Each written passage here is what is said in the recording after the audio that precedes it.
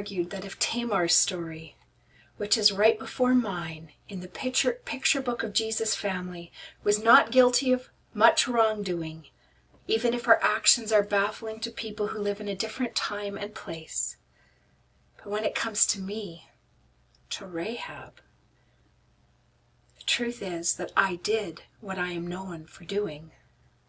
I was known as Rahab the prostitute all throughout my story. Not Rahab the daughter of Bill, or Rahab who lived by the city gates. Rahab the prostitute. When people remember my story, they try to take that little detail out of it. Maybe Rahab was just an innkeeper. People have wondered that. Maybe she wasn't what they said about her. Because that's the thing, nobody expects much from a prostitute. They are a necessary evil at best, but not people who should appear in the pages of respectable society. Prostitutes are a joke. They're laughed at. They occupy a place that's best known as outside. In my world, there were 2 accepted roles for women. You could be a virgin in your father's house, protected there until you got married, and then you were a wife in your husband's house, and hopefully the happy mother of children. And so someone who is a prostitute, who is neither of those things, is pushed to the margins. What we did was not illegal. It was expected that there were certain women who would serve this function in the world, so that more respectable women could carry on being the treasured daughters and wives that they were. But you don't expect much from a prostitute. Certainly you don't expect wisdom or morality or faith or loyalty, because I was part of the lowest of the low. Like most prostitutes, even in your world today, this was not what I dreamed of being when I was a little girl. It was just the way my life turned out. But it was exactly this place that I occupied in the world, that place on the margins, near the outside, where people could mostly forget about me until they found that they had need of my services, in which case they always knew where to find me. That part of my story enabled me to enter the story of the people of God. That is why these men, these spies, ended up meeting me in the first place. I live near the outside of the city, where other low-status groups and outcasts live, perhaps a red light district. Being near to the city wall, as my house was, meant it was easy to find, and these 2 spies found their way to my home, and they came inside and they stayed. Now I have to say the 2 spies that these people sent were not necessarily the brightest or the best. No sooner had they set foot in Jericho and everyone knew they were there, including the king. The king knows where to find me too. And find me he did, and he asked me to cough up those 2 spies who had entered our city. But I had already hidden them. And so I told the messengers of the king that while these 2 men had indeed entered my house, well, they just missed them. And I sent those men off on a wild goose chase, which very happily for these hapless spies happened to take the king's guards outside the city, after which the gates were shut behind them. They would not be able to get back in until the morning. Now what caused me to lie to my own king, to deceive my own people, to send the king's men off in a different direction, surely putting myself into danger if my deception were discovered? Well, there had been rumors circulating. Rumors of a peculiar people with a very powerful protector. Now, judging by the quality of these spies, these people certainly couldn't really be military geniuses. And these people were small in number, so it wasn't really the size of their army that made me take notice of these people. It was something about their protector. about their God that drew my attention and made me wonder about the capricious gods that my people serve. We had heard the rumors about how the God of Israel had dried up the waters of the Red Sea so his people could walk on dry land when they left Egypt.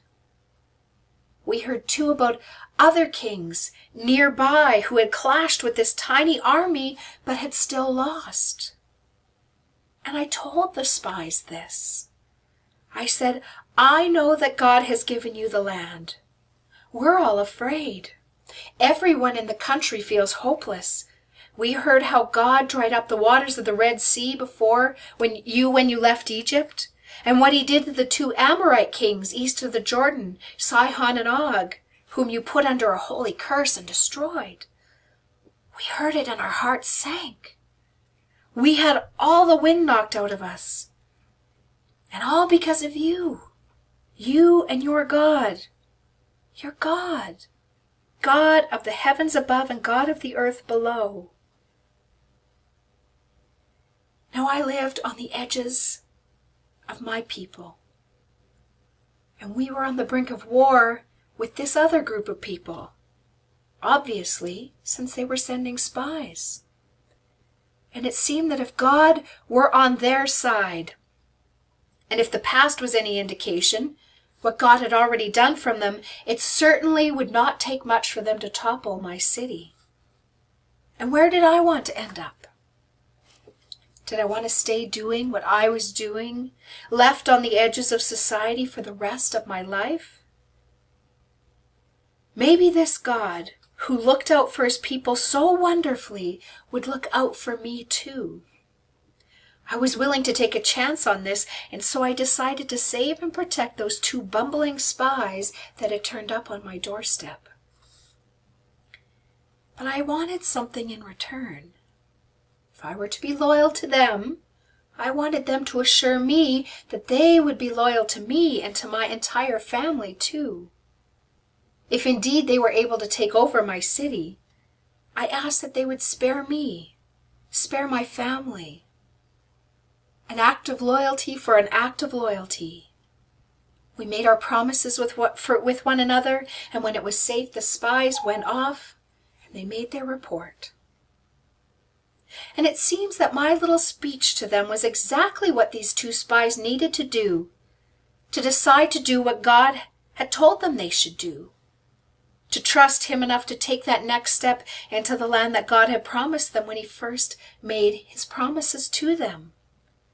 40 years earlier, men named Joshua and Caleb had also spied on our land. But their word was put against the word of 10 other spies, and their speeches had not worked.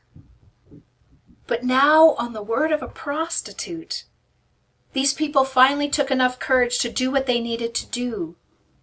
My faith in their God, which was formed from rumor and innuendo, was stronger, or so it seemed, from their faith. And they had been there to witness the care and love of their God firsthand. No one expected anything of me. I was lowly. I was a person who was there to be used and cast aside. Certainly not someone who would serve as a moral example. And yet, because I believed and had faith in the rumors of a God that I did not at that time know, I showed this people how to have faith in their God too. God used me to protect these people and to give them the courage they needed to take action. Me. Can you believe it? A lowly prostitute becomes the model of faith for people who really should have known better.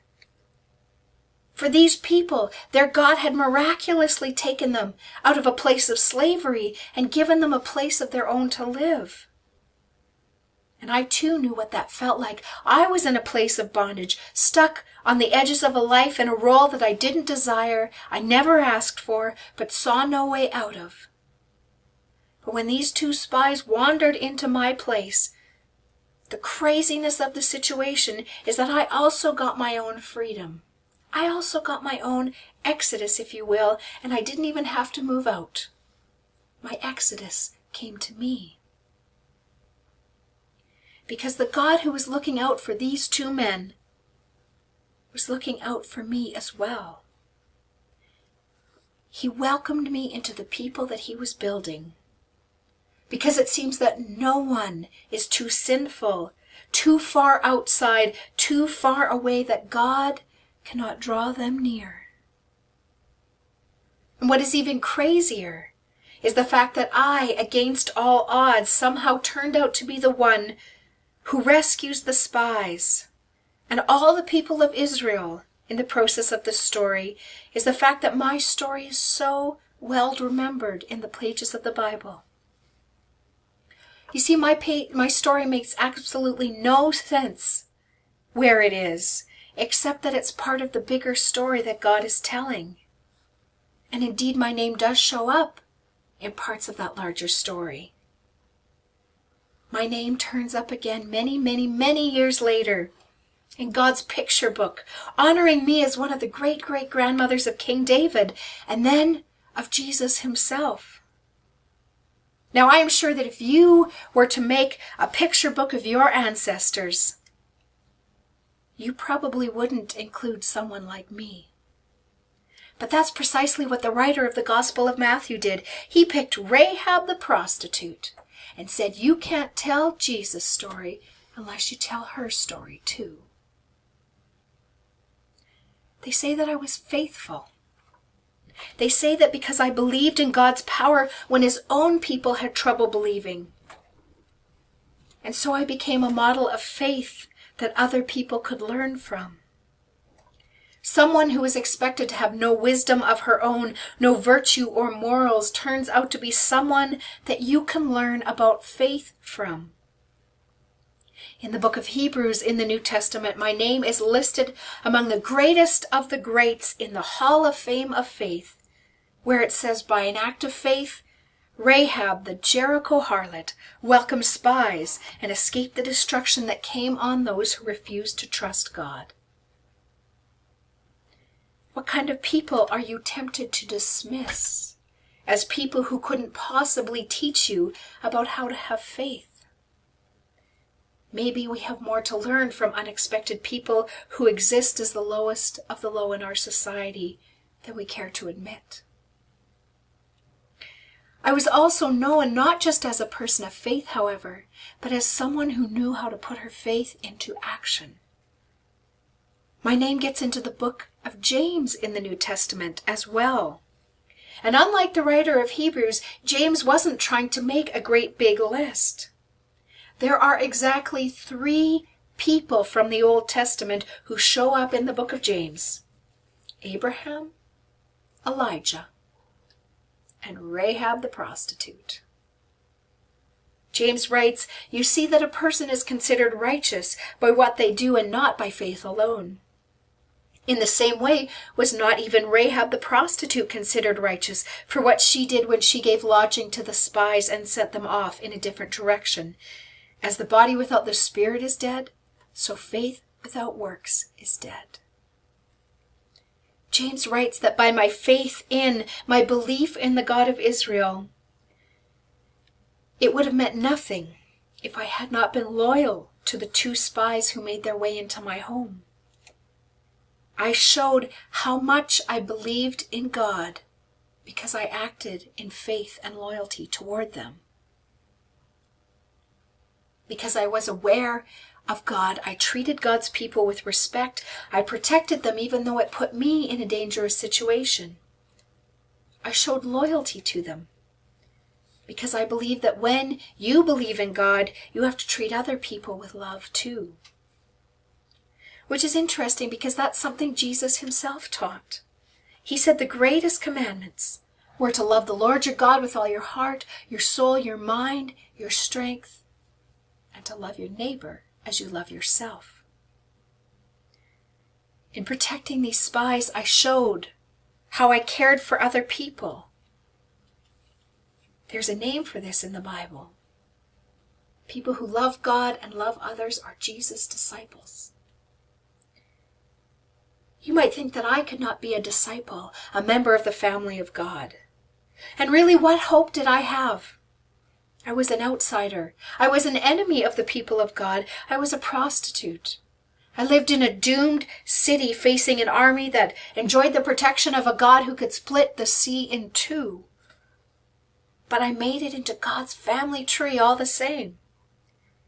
If my story, my inclusion in Jesus' family photo album, and the fact that 2 other New Testament writers, other than Matthew, think that my story is worth mentioning, then that would seem that anybody at all can get into God's family.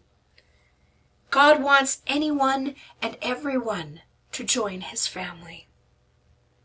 God wants people who are on the outside, people who would be considered his enemies even at times. And since you are hearing my story, you know that God wanted me in his family. And if God wanted me, Rahab the prostitute, he most certainly wants you too.